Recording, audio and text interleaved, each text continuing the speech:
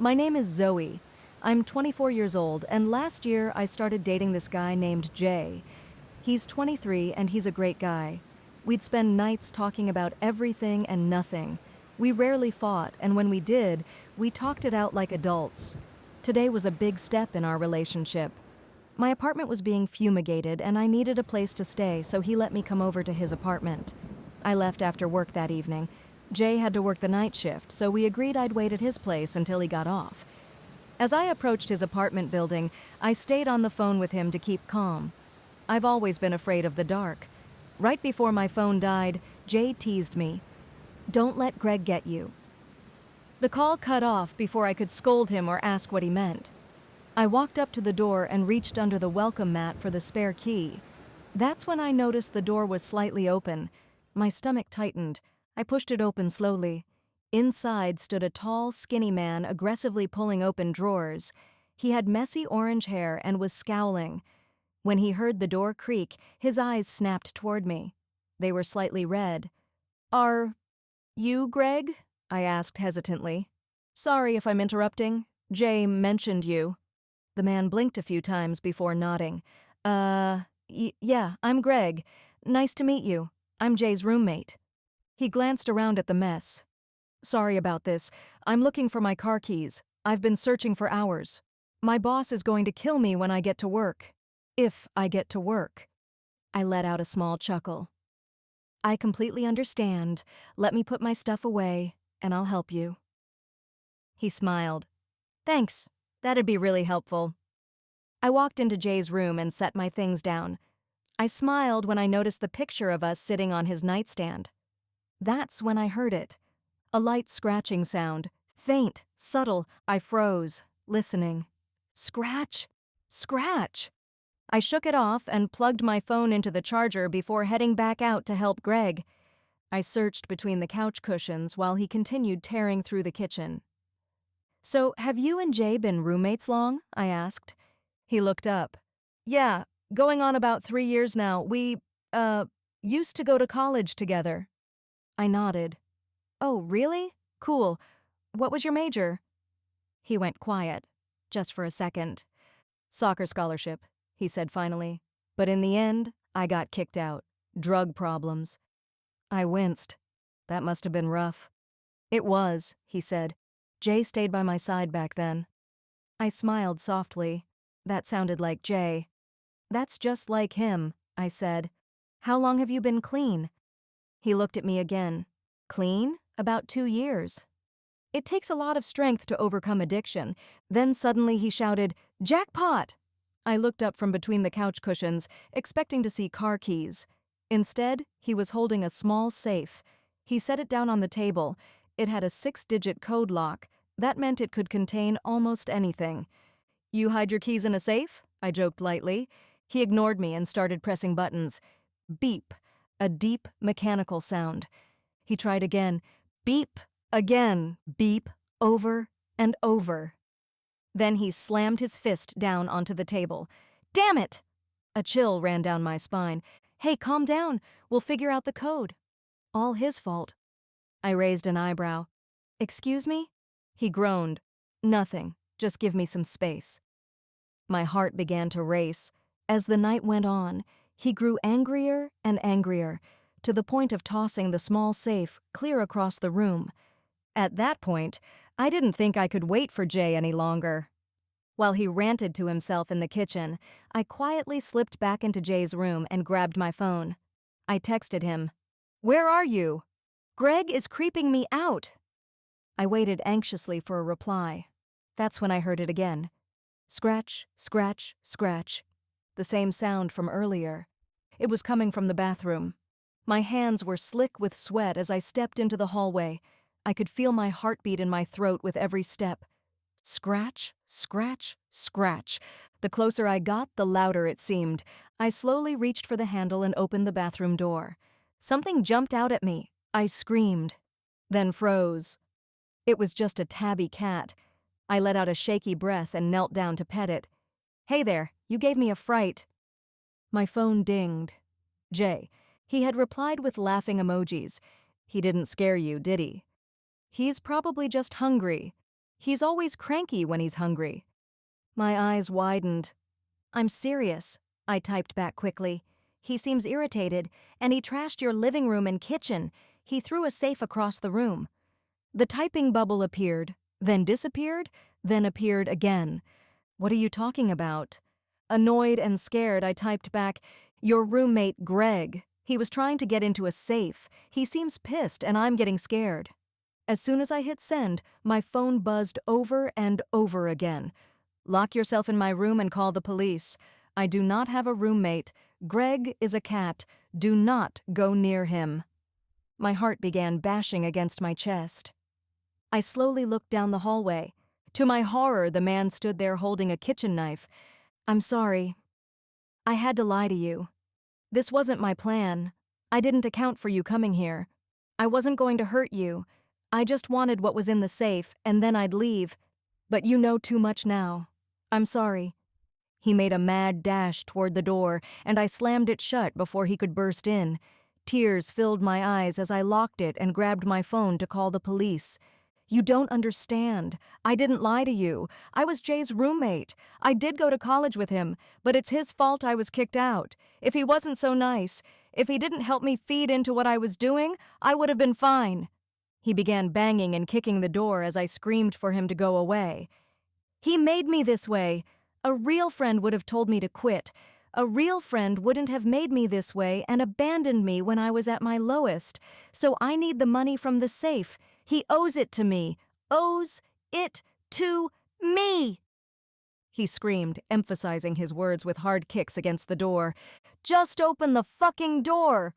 Panicking, I untied my shoelace and tied it tightly between the doorknob and the frame, trying to reinforce it. I rushed to the window and tried to pry it open. Bang, bang, bang. He punched a hole through the door and peered inside, crawling through the splintered wood. Greg the cat hissed and suddenly pounced onto the man's face. Ah, fucking cat! He screamed as Greg clawed at him wildly. I made a mad dash for the door, but he was close behind, tossing the cat aside. I grabbed the small safe and swung it as hard as I could against his head. It connected. He fell to the ground, his nose instantly bleeding. I scooped up Greg and ran out the front door, racing to the neighbors. I banged on it frantically. Please, help me, please. A woman and her husband opened the door and quickly pulled me inside. The husband rushed out toward Jay's apartment. Thankfully, he was a cop. Within moments, he had the man restrained. Jay arrived about 10 minutes later, just as the man was being arrested. He apologized to me profusely. He explained that the man's name was Rick, his former best friend and roommate from college. When Rick spiraled into drug abuse, Jay eventually cut ties with him. Rick lost his scholarship and was committed to a rehab facility. He had always blamed Jay for how his life turned out. Rick was arrested and charged with breaking and entering, along with attempted murder. We won't be seeing him again. Jay and I moved into another apartment with better security. I now always carry police mace. I'm more careful than I've ever been. I owe my life not only to that couple, but to Greg. I make sure he gets extra treats every once in a while. Still, there's always that crushing fear in the back of my mind when I think about what would have happened if Greg hadn't been there.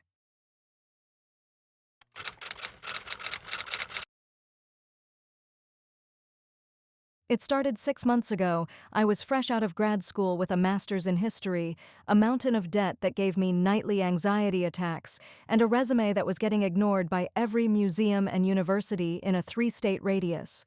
I was applying for everything: retail, data entry, barista. I was about 2 weeks from having to crawl back to my parents' spare room when I saw the ad. It was discreet, posted on a high-end academic job board I'd forgotten I even had an account for. Archival associate, the foundation, discretion, precision, and an exceptional capacity for recall are paramount. No formal experience required. Generous compensation. Generous was an understatement. The salary they listed was more than my parents make combined. I figured it was a typo or a scam, but I was desperate, so I polished my CV and sent it in, not expecting to hear back. They called me the next day. The woman on the phone had a smooth voice, but with a weight to it. She didn't ask about my experience or my degree. She asked me a series of bizarre questions.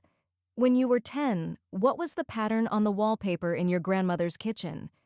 Describe the cover of the third book you see when you picture your childhood bookshelf.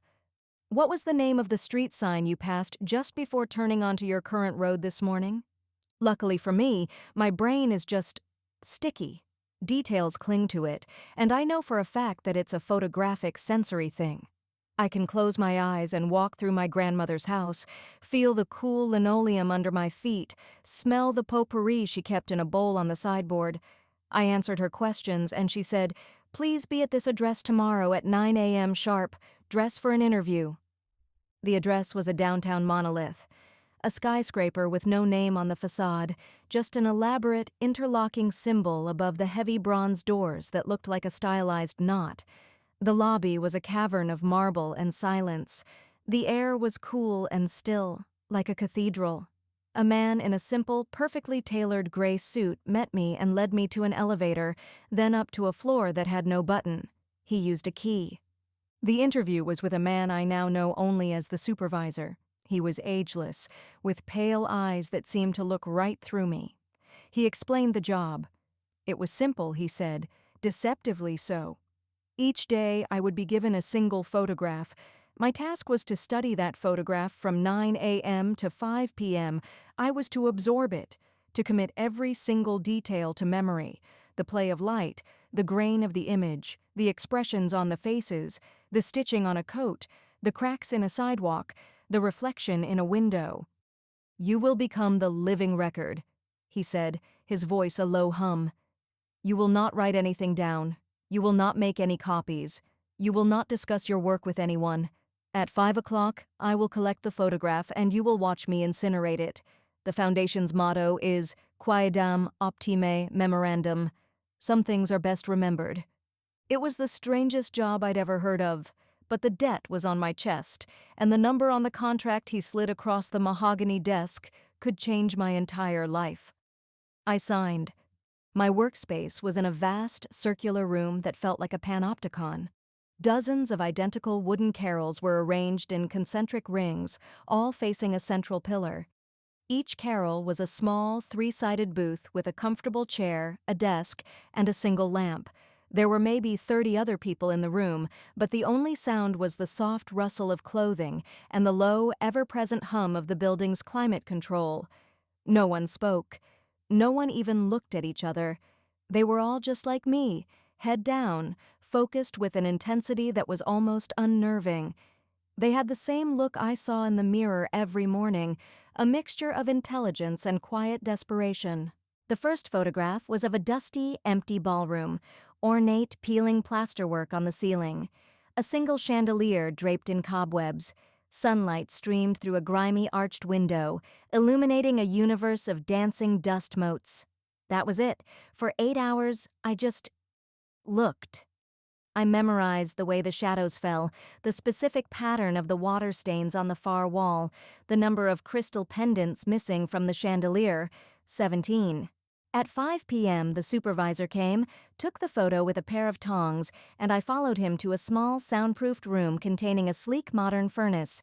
He unlocked it, slid the photo inside, and pressed a button.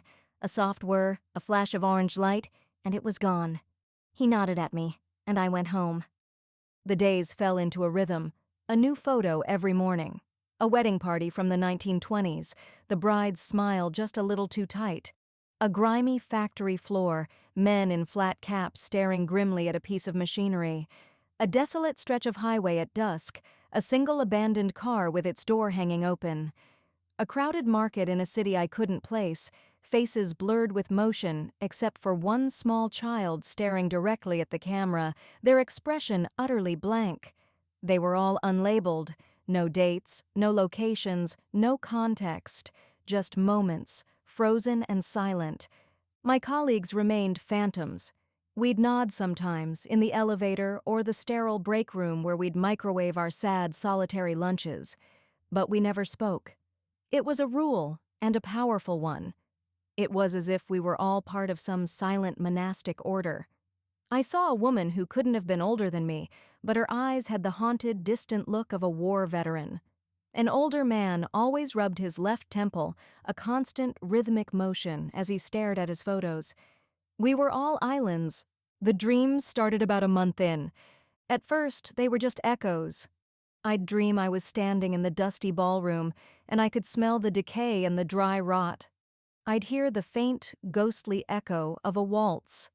I woke up feeling unsettled but dismissed it.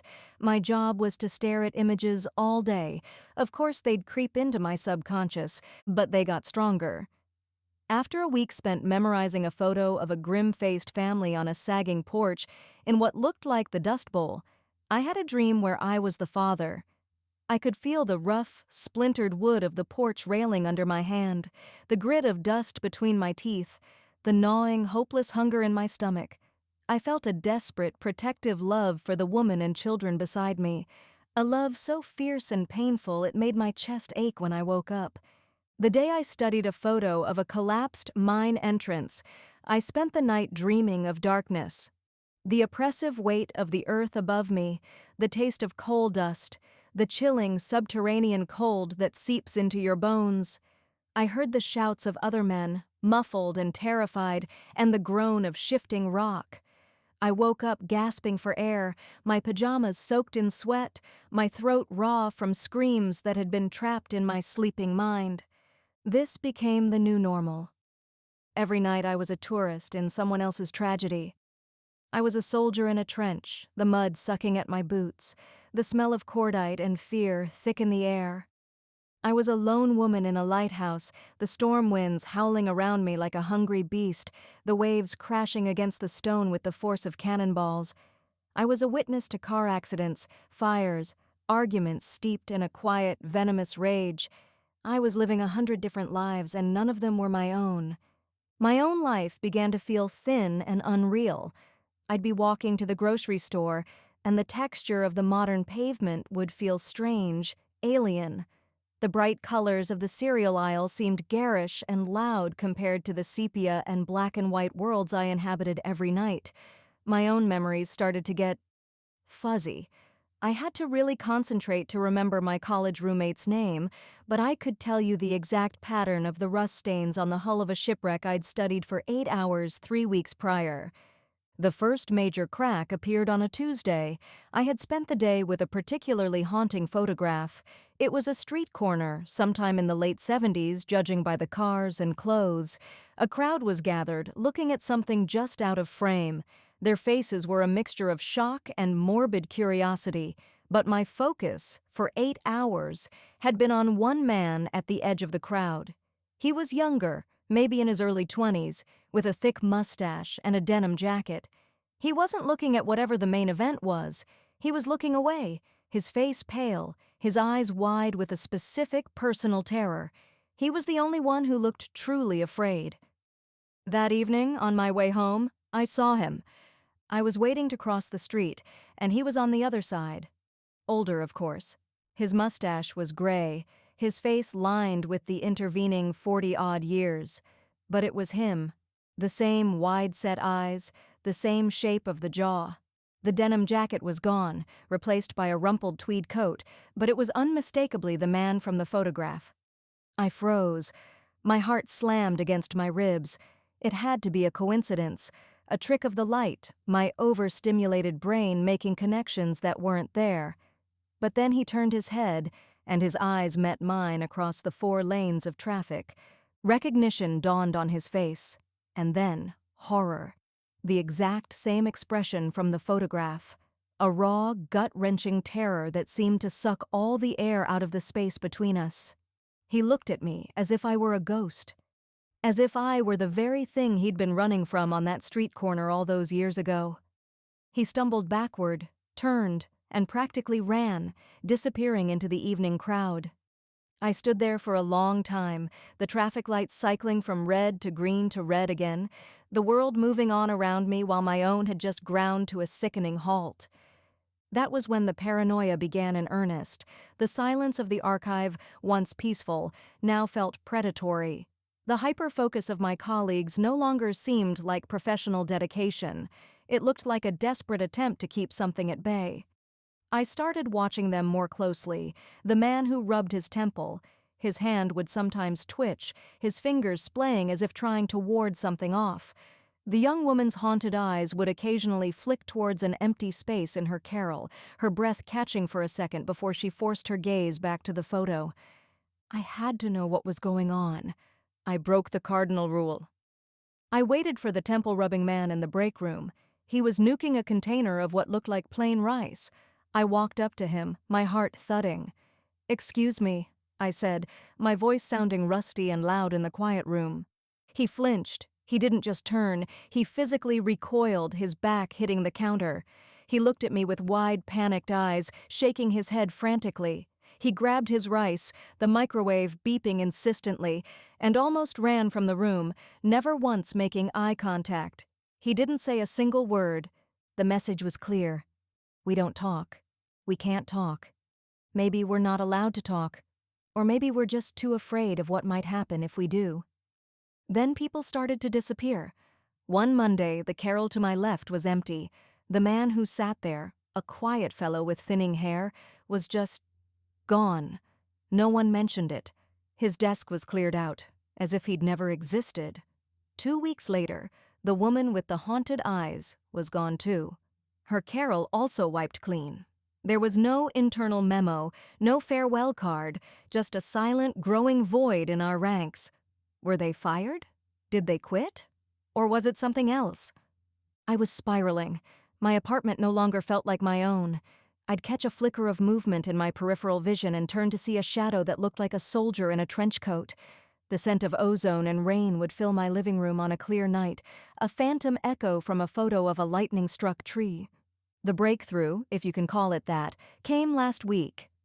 I sat down at my desk and my hand brushed against something taped to the underside. It was a small, folded piece of paper. My blood ran cold. It felt deliberate, clandestine. I waited until my hands stopped shaking, then slipped it into my pocket. I spent the day in a fugue state, staring at a photo of a single, withered black rose lying on a cobblestone street, my mind entirely on the note in my pocket. That night, in the privacy of my apartment, I unfolded it. It wasn't a note, not in the traditional sense. It was just a string of alphanumeric characters, a 7B3-C9D1-E4F8. I had no idea what it meant. A code? A web address? Then I remembered. Every archivist had a small, personal safe in the locker room for valuables.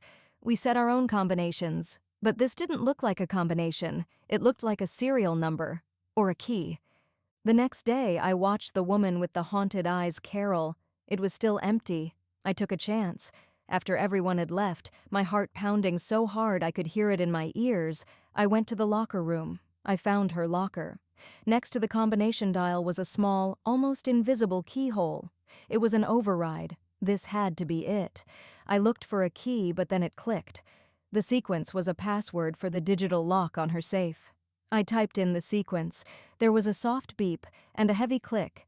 The safe was full with paper. Scraps, notebooks, loose-leaf sheets filled with a frantic, spidery handwriting. It was forbidden knowledge. The one thing we were never, ever supposed to do. She had been writing it all down. I took it all, stuffed it in my bag, and ran. I've spent the last 3 days poring over her notes. It's not a single, coherent narrative. It's the fragmented, desperate research of a brilliant, terrified mind. There are clippings from obscure historical journals, printouts from physics forums, and pages of her own synthesis. And I finally understand. According to her notes, certain moments in time, certain places, are so saturated with trauma or violence or some powerful paradoxical emotion that they create a kind of scar on reality, a resonance. She used a lot of terms I barely understood: quantum entanglement, temporal feedback loops, mnemonic resonance. But the term she kept circling, the one she'd scrawled over and over in the margins, was genius loci, spirit of place. But she'd added her own qualifier, genius loci malignum. These aren't just memories of bad events. They are the events themselves, still echoing. They are moments that have become sentient, predatory, A murder that was so brutal it imprinted itself on the room, and now the room itself lashes out at anyone who enters. A paradox, like a man who appears in a photograph of his own grandfather's unit years before he was born, creating a loop that attracts things. Unwanted attention from outside. These are glitches in the fabric of the universe. Hauntings of a moment, of a place, of an idea. The Foundation's job is to find these glitches, they capture them, and the way they capture a rogue moment, a sentient memory, is to take a photograph. The photograph acts as a physical anchor, a key, but it's unstable. The note explained the process. Step 1. The photograph isolates the entity. It traps the genius loci in a single static image. Step 2. The archivist, through intense, prolonged focus, transfers the anchor from the photograph into their own consciousness. Our photographic memories, our ability to absorb every single detail, it's a prerequisite for the cage to work. We memorize the image so completely that our mind becomes the new vessel. Step 3. The photograph is incinerated. This destroys the original physical anchor, leaving the entity trapped entirely within the mind of the archivist. It has nowhere else to go. We are prisons, human prisons for things that should not exist. The motto, "Some things are best remembered," is a cruel, literal joke. They are remembered by us, and only us, so that the rest of the world can forget. So that these malevolent echoes can't bleed out and harm anyone else. The few suffer for the many. The woman's journal entries chronicled her decline. October 12th. Archived the boardwalk collapse. I can still hear the screams when it's quiet. Sometimes I smell the salt water and the fried dough. November 4th. Saw the arsonist from the warehouse fire photo on the subway today. He looked right at me and smiled. It wasn't a human smile. December 19th. My sister came to visit. For a second her face wasn't her face. It was the face of the porcelain doll from that abandoned nursery photo. I screamed. She thinks I'm having a breakdown. January 8th. I have archived 112 anomalies. There isn't much room left for me in here. I can't remember what I had for breakfast, but I know the exact number of buttons on the coat of a man who vanished from a ship in 1924. Her last entry was short. They're getting out. They're leaking. The cage is full. I've archived almost 200 of them now. 200 of these things. And the cage is full. My cage is full. My reality is fraying at the seams. Last night I was making tea, and for a full minute, my kitchen wasn't my kitchen. It was a cold, tiled morgue from a photo I'd studied months ago, the man from the 70s street corner.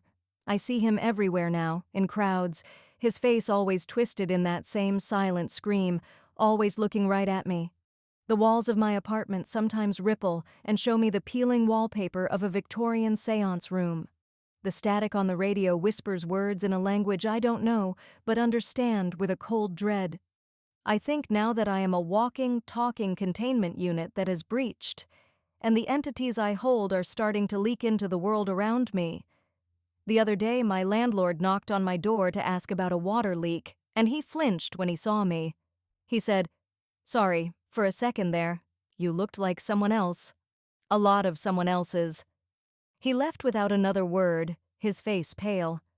I found myself in my bathroom 2 nights ago, holding a bottle of pills. It felt like the most logical, rational thought I'd had in months. If I end it, they end with me. The memories, the things wearing the skins of memories, they all get erased. It would be a release. For me, and for the world. But as I was about to do it, the supervisor's voice echoed in my head. "You will become the living record." And I realized, with a sudden, freezing certainty, that this is what they want. This is the end of the job cycle. It's the Foundation's retirement plan. They hire us, they fill us up with these horrors until we break, and then we retire ourselves. It's clean, efficient, and it completes the final incineration. So now I'm trapped. I can't go on like this. I'm losing myself. My own memories feel like old faded photographs compared to the vivid, high-definition nightmares I'm forced to carry. But I can't kill myself. Because that's playing their game. That's letting them win. That's doing their dirty work for them. Is there another way? Can you fight a memory? Can you exorcise an event? I'm sitting in my apartment right now. The lights are flickering. In the reflection of the dark screen, my face is a flickering montage of 100 others. A soldier, a bride, a factory worker, a terrified man on a street corner. The hum of the building sounds like a waltz, then like the roar of a fire, then like the howl of a storm at sea. They are all in here, and they want to get out. What do I do?